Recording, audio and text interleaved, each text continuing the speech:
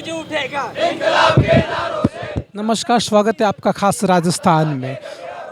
अशोक गहलोत के खिलाफ एक और मोर्चा खोल चुके हैं। बीएसटीसी के अभ्यर्थी हैं जो अभी 2021 में जो रीट की भर्ती हुई उसके लेवल जो फर्स्ट है बीएसटीसी उच्च न्यायालय से न्याय दिलाकर 4 लाख परिवारों को राहत देने की मांग की जा रही है।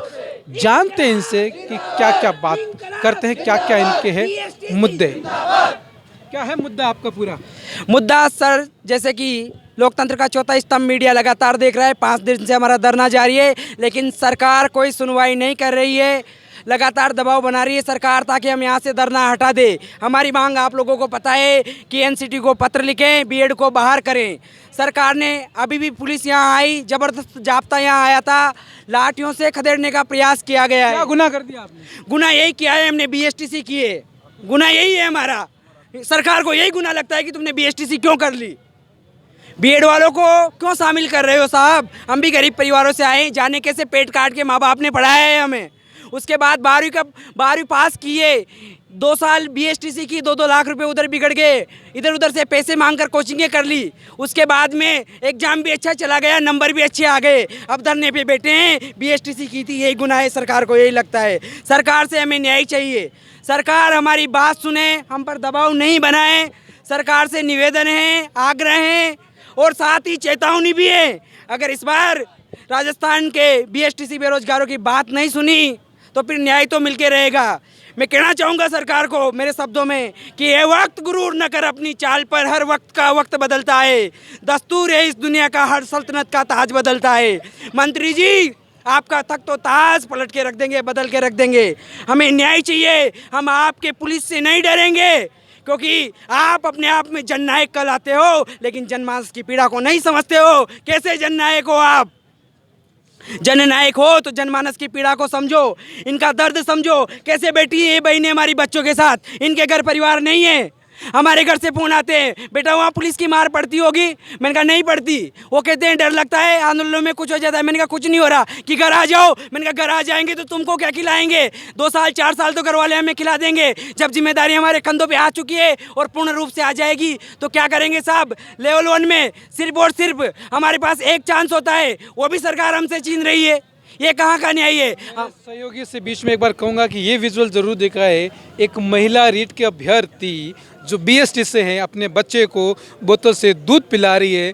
क्या नाम है मैम आपका? संतोष। कहाँ से हो संतोष जी? सवाई माधोपुर से। सवाई माधोपुर से। कितने साल का बच्चा है? ये 1.5 साल की है। 1.5 साल की है। 1.5 साल के बच्चे को आप यहाँ लेके बैठे हो, क्या सोच रहे हो? यही सोच रहे हैं कि हमें न्याय मिलेगा। हमने जब एसटीसी की है, माँ बाप ने करवाई, जैसे तैसे करी, दूसरी जगह जाके एसटीसी की है और फिर आए हैं, तो यही है कि हमारा फर्स्ट लेवल में हमको सिर्फ हमें एक ही एग्ज़ाम दे पाते हैं। उसके अलावा ना हम सेकंड ग्रेड दे सकते हैं ना फर्स्ट ग्रेड दे सकते हैं। कोई कुछ भी एग्ज़ाम नहीं दे सकते। केवल एक ही एग्ज़ाम है जो हम देते हैं, वो है रीट फर्स्ट लेवल। उसमें भी ये लोग बीएड वालों को शामिल करें तो फिर हम क्या करेंगे? एसटीसी में आपका कितना खर्चा आया था? उस टाइम पे पापा ने जब करवाई थी उस टाइम पे 1.5-2 लाख रुपए का खर्चा बैठा था। मैं सवाई माधोपुर से गंगापुर करने गई थी। अब तो वहाँ मैं 2 साल गंगापुर रही, पापा ने कमरे पे रेंट पे रखा था। उस टाइम पे 2 लाख रुपए का खर्चा बैठा था। इतनी मुश्किल परिस्थितियों में ये बीए एसटीसी करते हैं। एसटीसी वालों की विशेषकर मांग ही यही है और काफ़ी दिन से धरने पर अनशन पर बैठे, उनसे जान लेते हैं। क्या नाम है आपका? सियाराम जाट, मैं टोंक से हूँ और मैं पिछले 5 दिनों से यहाँ पर धरना स्थल पर शहीद स्मारक के और ये जो पुलिस मुख्यालय ना, इसके सामने बैठा हुआ हूँ। और मुझे पता है कि किस तरह से मैंने बीएसटीसी पूरी की है।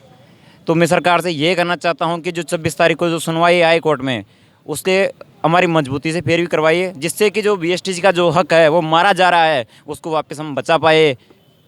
और मैं सरकार से कहना चाहता हूँ कि जब ये एनसीटी का काला कानून 28 जून 2018 को जब ये लागू हुआ तो उसमें ये लिखा हुआ है कि 1 to 5th विचार किया जाएगा। उसमें साफ शब्दों में लिखा हुआ है consider to 1 to 5th BEd. तो उसमें यह लिखा हुआ जिस समवर्ती सूची का विषय है शिक्षा 42वें संविधान संशोधन 1976 में जब ये राज्य सूची का विषय था पहले, तो उसको चेंज करके समवर्ती सूची में शामिल किया गया। तो उसमें यह है कि कोई सा भी कानून, कोई सा भी राज्य कानून बना सकता है। तो जब एनसीटी को हम ये कहना चाहते हैं कि आप ये काला कानून लेकर आए हैं, तो ये फ़ायदा किसका कर रहा है? ये हम मानते हैं क्वालिटी एजुकेशन चाहिए, तो क्वालिटी एजुकेशन चाहिए है तो आप ऐसा करो, बीएड वालों को शामिल मत करो लेवल 2 में और लेवल 1 में, आप ऐसा करो पीएचडी जो होल्डर है उनको आप लेवल 2 और लेवल 1 में बैठाए, क्योंकि क्वालिटी एजुकेशन वहाँ मिलेगी आपको या नहीं मिलेगी। आपके अनुरूप तो यही है, जो नेट जेआरएफ कर रखा है उनको आप ऐसा करो, जो प्राथमिक विद्यालय हैं, उच्च प्राथमिक विद्यालय है, उनमें आप उनको शामिल करो कि आपके बच्चों को वो क्वालिटी एजुकेशन दे पाएंगे। लेकिन मैं ये कहना चाहता हूँ एनसीटी से कि ये आपका अगर काला कानून जब तक रहेगा तब तक क्वालिटी एजुकेशन नहीं रहेगी। और मैं ये मानना चाहता हूँ कि क्वालिटी एजुकेशन के लिए बीएड का होना जरूरी नहीं है। आज बीएड में 1 लाख सीटें हैं, क्या आपको क्वालिटी एजुकेशन मिल जाएगी? वहाँ तो सस्ते से बीएड में सिलेक्शन हो जाता है लड़कों का, लेकिन असली तो ये है कि हम यहाँ 7 लाख कंपटीशन देते हैं बीएसटीसी में, उनमें से 20,000 चुन के आते हैं और राजस्थान से। ये है क्वालिटी एजुकेशन। तो हम सरकार क्वालिटी एजुकेशन की बात की, एक बीएसटीसी की महिला अभ्यर्थी भी अनशन पर बैठे। क्या नाम है मैम आपका? निशा जैन, मैं टोंक डिस्ट्रिक्ट से हूँ जी।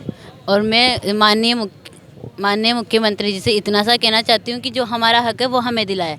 हमने लेवल फर्स्ट हमने बीएसटीसी की है तो हमारा हक बनता है हम लेवल फर्स्ट में शामिल हो।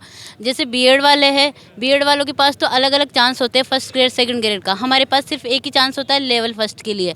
अब मेरे पापा नहीं है, मम्मी ने मुझे कैसे पढ़ाया मैं जानती हूँ, कैसे मैंने जॉब की, कैसे मैंने लाइब्रेरी ज्वाइन करके पढ़ाई की तैयारी की। उन सब के बावजूद भी आज यहाँ पर बैठना पड़ता है। अगर वो गवर्नमेंट हमारे लिए ये नहीं करती तो आज हमें यहाँ नहीं बैठना पड़ता। हमें 10 दिन यहाँ पर ख़राब करने पड़ रहे, 10 दिन कहीं जाके जॉब करते तो शायद प्राइवेट जॉब में भी कुछ पैसा मिलता। यहाँ टाइम हमें वेस्ट नहीं करता। टाइम का मूल्य गवर्नमेंट को भी पता है, सबको पता है टाइम का, समय का मूल्य क्या होता है। इसलिए मैं इतना सा अनुरोध करती हूँ मुख्यमंत्री जी से कि हमारी मांग जल्दी से पूरी हो और हमें ज़्यादा टाइम तक यहाँ धरने में नहीं बैठना पड़े। इतना डोटासरा जी का भी बयान आया कि महिला शिक्षकें जो होती है, टीचर होते हैं, ये लड़ाई झगड़ालू होते हैं, झगड़ा ज़्यादा करते हैं। क्या लगता है, क्या सही है ये? उनकी पत्नी भी एक शिक्षक है। उनकी पत्नी शिक्षक, तो पत्नी और पति वो घर में लड़ाई होती है तो उस चीज़ को आप बाहर क्यों ला रहे हो? हर इंसान ऐसा थोड़ी होता है। डोटासरा जी का कहना तो ये है, लेकिन महिला हर जगह थोड़ी बोलती है। अगर महिला बोल गई तो वो झगड़ालू हो गई, अपने हक में बोल गई तो झगड़ालू हो गए, ऐसा कुछ नहीं होता। महिला और पुरुष सबको समान अधिकार होता है, महिला को भी बोलने का अधिकार होता है, पर ये नहीं होती कि वो झगड़ालू होती है, ऐसा कुछ नहीं। वो उनकी सोच पे डिपेंड करता है कि वो कैसा सोच रखते हैं। सर एक बात बताइए, सबके यहाँ पर टेंट लगे हुए, आपका टेंट क्यों नहीं? क्या गुनाह? सब पैसे नहीं। हाँ, बेरोजगारी का आलम इतना तेज है। यहाँ इंदिरा रसोई में भोजन करते हैं। इंदिरा रसोई में? हाँ, पैसे नहीं, 5 दिन से पड़े हैं। हमारी भूख प्यास, हमें ये चीज़ की चिंता नहीं है। आज हम भूखे हैं, आज बिना छत के बिना टेंट के रह रहे हैं। हम कल को बचाने के लिए कल भूखे ना रहें, इसलिए आज भूख सही। इसलिए हम सरकार को कहना चाहते हैं, हम कल क्या पेट हमारा भूखा ना रहे। हम गहलोत जी, हमने बहुत मुश्किल से, हमारे माँ बाप ने, श्रीमान जी हमारे माँ बाप ने कर्ज लेकर करके हमें पढ़ाया है, हमें अफसर बनाना चाहते थे, परंतु इनकी नीतियों ने, एक एनसीटी के काले कानून ने हमारे पेट पर लात मारी है। इसके सवाल को लेकर के, इस दर्द को लेकर के हम 5 दिन से यहाँ पड़े हैं। हम मुखिया से कहना चाहते हैं, तुम चिट्ठी लिखो। अरे गहलोत जी, त्रिपुरा में आप देखिए, आप हिमाचल प्रदेश में देखिए, आप पंजाब में देखिए, आप दिल्ली में देखिए, वहाँ की सरकारों ने बीएड को बाहर किया है। उन्होंने चिट्ठियाँ लिखी है, उन्होंने एविडेंस के आधार पर बीएसटीसी की बात की है। भाई साहब, ये हिस्से की लड़ाई है, ये हिस्से पर डाका मारना चाहते हैं। हमारा हिस्सा अलवन है, बीएड को शामिल करना चाहते हैं। ये 31,000 की नौकरी ला करके ये बीएड को भी खुश करना चाहते हैं, बीएसटीसी को खुश करना चाहते हैं। हमारा थाली वाला लाडू उसको खुलाना चाहते हैं, वो लाडू हमें नहीं दे रहे। हमारे बड़ा थाली का लाडू हम उसको कैसे दे दें? आप बात कर रहे हैं कि सरकार चिट्ठी लिखे, यहाँ पर सरकार तो पुलिस को चिट्ठियाँ लिख रही है यहाँ से उठाने के लिए। आज हमारे के साथ जिस तरीके से बर्ताव हुआ है, जिस तरीके से यहाँ सैकड़ों पुलिसकर्मी ला करके हमारे माइक छीने गए हैं, हमारे से यहाँ से जबरन खड़ा करने की कोशिश की गई है, हम तो दुखी थे, हम तो परेशान थे। हमने कहा उनको, इधर भी मौत है उधर ही मौत है। वो गहलोत की पुलिस कह रही है कि तुम्हारी डिग्री आप पर केस लगा देंगे। मैं उनको कहना चाहता हूँ, हमारी डिग्री खराब होगी तभी तो यहाँ आए हैं, आप हमारी क्या डिग्री खराब करोगे? मुकदमों की राजनीति सरकार कर रही है। कह रहे हैं आप पर मुकदमा करा देंगे। यह यहाँ की पुलिस कर रही है कि अगर आप बोलोगे, अगर आप आवाज़ उठाओगे, अगर आप यहाँ से खड़े होकर नहीं गए तो आप पर मुकदमा कर देंगे। हमने कहा करो ना, आप अगर मुकदमा करो, अगर आपके मुकदमा करने से हमें अल्वन मिलता है तो आप कर दीजिए, नो प्रॉब्लम। 4 लाख परिवारों का मामला और पुलिस राजनीति कर रही है और मुकदमों की राजनीति गहलोत की सरकार कर रही है।